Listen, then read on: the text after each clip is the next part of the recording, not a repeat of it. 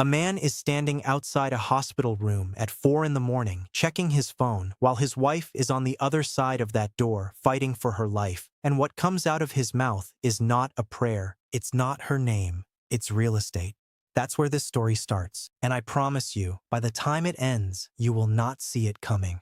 Room 7 had been running hot since midnight. Not hot like chaos, hot like the specific, controlled intensity of people who know exactly what they're doing and are doing it at the absolute limit of what's possible. Machines humming, voices low and deliberate, every movement with a purpose. The kind of room where the air itself feels like it's working. The doctor holding it all together was 33 years old, 19 hours into her shift. She was a high-risk delivery specialist, which means she had spent years training for exactly the kind of night that nobody ever wants to have. She didn't rattle easily. She didn't guess when she could know. She stayed, and she watched, and she kept going when most people would have found a reason to step back. Her patient was Maya, 27 years old, 39 weeks pregnant. She had come in at midnight with a placental tear, the kind that moves faster than you want it to, faster than the charts predict, faster than you're ready for. By 2 in the morning, her blood pressure was dropping in that slow, quiet way that experienced medical staff recognize immediately. Not a crash. Something worse than a crash in some ways. A slow surrender, the body making quiet decisions in the background while everyone else is still catching up. By 3:45, the energy in that room had shifted. You know how you can walk into a space and feel that something is different without anyone saying a word? That's what it was. The team was still working, still professional, still focused, but there was a weight to it now. The kind that comes when you are doing everything right and you are not sure it's going to be enough. At 3:47, Maya's heart stopped. The doctor called it. She started compressions. The crash team was there in under 60 seconds. The room that had been controlled intensity became controlled urgency, which sounds like a small shift, but anyone who has ever been in that situation will tell you it's not small at all. Out in the hallway, 3 people were waiting. They had been there since 1 in the morning. 2.5 hours of a hospital corridor, the fluorescent lights that never quite feel like real light, the sounds drifting under closed doors, the nurses moving past on their rounds. The night shift staff had started noticing them, not because they were making noise or demanding attention, but because of something harder to name. The way they were arranged, the way they held themselves, like people who were waiting for a specific outcome rather than hoping for one. The man was Maya's husband, 31 years old, built like someone who had never walked into a room and been ignored. He had come in at 1:15, kissed his wife's forehead while she was still awake, squeezed her hand once, and then walked out to make phone calls. He had been on his phone, off and on, for 2.5 hours. The woman in the green top standing next to him had been introduced to the nursing staff as his cousin, visiting from out of town. One of the nurses, we'll call her Tasha because that's her name, and this story belongs to her as much as anyone. Tasha noticed that the way the man's hand found the small of this woman's back when he thought the hallway was empty was not particularly cousin-like. And then there was his mother, mid-60s, cashmere cardigan, gold earrings. The kind of woman who has moved through the world expecting it to accommodate her and has never once been given a strong enough reason to reconsider that expectation. When she had been told her daughter-in-law had been admitted to the hospital in critical condition, she had responded with the expression of someone whose reservation at a nice restaurant had just been canceled. The doctor had clocked all 3 of them at 1:30 when she stepped out briefly to give an update. She gave the update, she went back inside, and she did not forget what she had seen. At 3:52, the doctor came back through that door. She had a face built for exactly this moment. Years of practice giving it that particular kind of stillness, the kind that holds everything back until the words can do their job. She looked at the man and she said it clearly. They had lost Maya's heartbeat at 3:47. They were working to bring her back. The situation was critical. Something moved across his face. Tasha was watching from the nurse's station, 12 feet away, and she would think about what she saw on that man's face for weeks afterward. It wasn't grief. It wore grief's shape, moved in grief's direction, but something underneath it was doing something else entirely, something that was already calculating. The woman in the green top put her hand on his arm. His mother said, "What about the baby?" The doctor said they were doing everything they could for both of them and went back through the door. And then, in the quiet of the hallway, Tasha heard something she was not supposed to hear. She was charting. 12 feet away, the hallway had gone still. His voice was low, but not low enough. He said, "And I want you to really hear this." He said, "If she doesn't make it, the house reverts to joint title." I had it redrawn in October. His mother's response was quieter. Tasha only caught 3 words. Finally, about time. The woman in the green top said nothing. She adjusted the strap of her bag and looked at the door to room 7 with an expression that Tasha would later describe very simply as impatient. Tasha set her pen down. She sat there for a moment, thinking about the woman on the other side of that door, the doctor fighting for her, and the people standing in the hallway who were already figuring out what came next. Then she picked her pen back up. She watched, she waited, and she remembered everything. Now, here's where the story turns.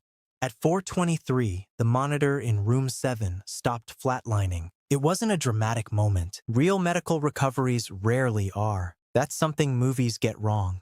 It was a flutter, then a beat, then a rhythm finding itself, like someone finding their footing on unsteady ground, shaky at first, then steadier, then real. The doctor, who had not stopped moving for 36 minutes, felt something loosen in her chest that she hadn't even realized was clenched. She stood at the bedside and looked at the monitor. Then she looked at Maya, 27 years old, dark hair on the pillow, oxygen mask on, vitals fragile but present, alive. Then the secondary screen updated. The doctor looked at it for 30 seconds without speaking. Then she called Tasha in. Tasha looked at the screen, then at the doctor, then at the screen again, and she asked the only question that made sense in that moment. "Does the family know?"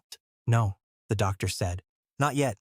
The way she said those 2 words, "not yet," carried something heavy in them. Neither of them commented on it. At 4:31, the doctor stepped back into the hallway. The man looked up from his phone. "She's alive," the doctor said. 2 seconds of silence. Just 2 seconds. But in those 2 seconds, 3 faces moved from whatever they actually were to whatever they had decided to show. And the man said, "Thank God," in exactly the right tone, with exactly the right expression, exactly 1 second too late.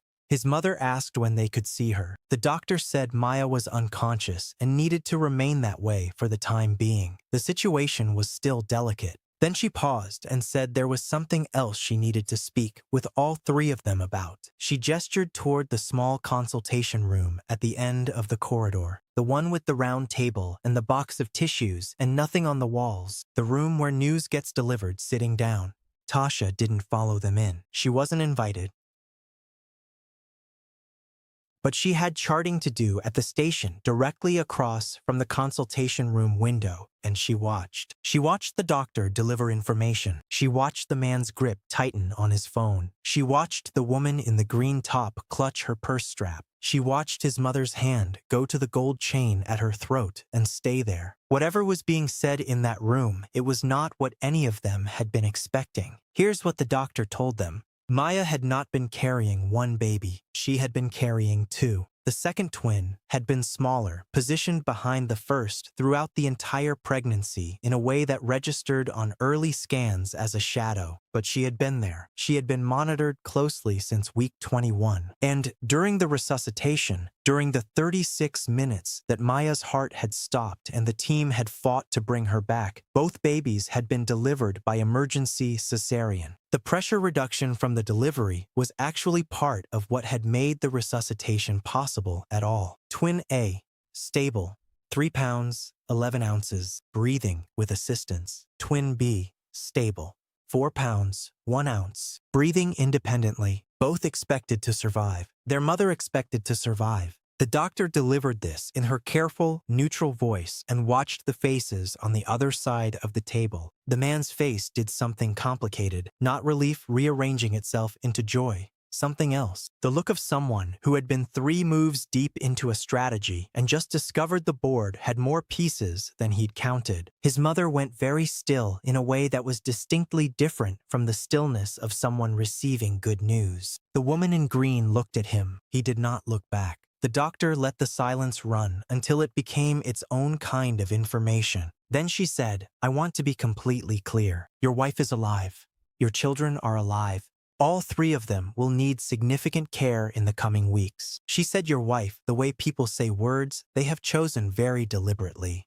I'll need the family's full support to be available. She said family the same exact way. The man walked out of that consultation room first, jaw set, phone out before he even cleared the doorway. He looked at the screen, put it away, took it back out. His mother walked out second, hand finding the gold chain again, like checking it was still there. The woman in green walked out last and didn't look at either of them. None of the three said a word to each other. After a moment, the man turned and walked toward the elevator. Not toward room 7, toward the elevator. Tasha watched him go. Then she walked down the hall, stood in the doorway of room 7, and looked at the woman in the bed, the mask, the monitor with its steady rhythm, and beside the window, 2 empty bassinets waiting. She thought about the way some things arrange themselves, not cleanly, not without damage, but into something that holds, somehow, anyway.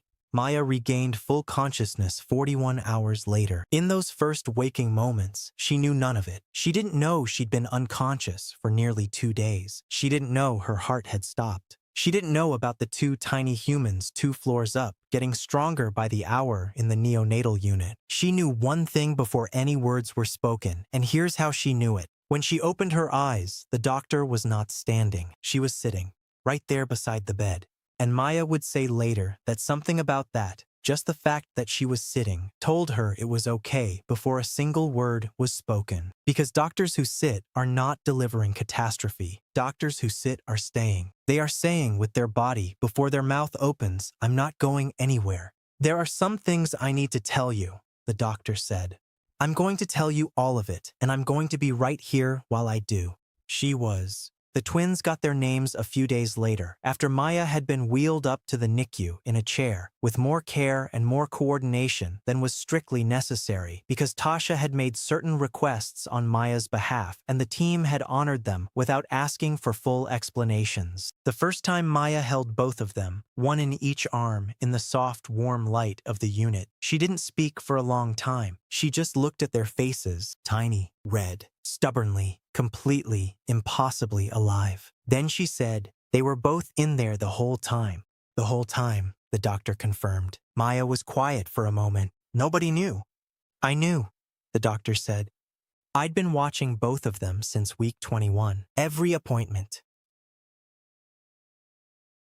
There was another pause, and then Maya asked, quietly, without drama, in the way people ask questions whose answers they've already half put together on their own. What happened with Dex? The doctor was careful. She was honest. She gave Maya what she needed in the order she could actually absorb it, and Maya listened with the kind of stillness that isn't numbness. It's decision-making. She wasn't deciding whether to be devastated. She already knew she would be. She was deciding who she was going to be about it. She looked at her daughters. She thought about 3 people standing in a hallway. She thought about a doctor who sat down. I want to talk to a lawyer, she said.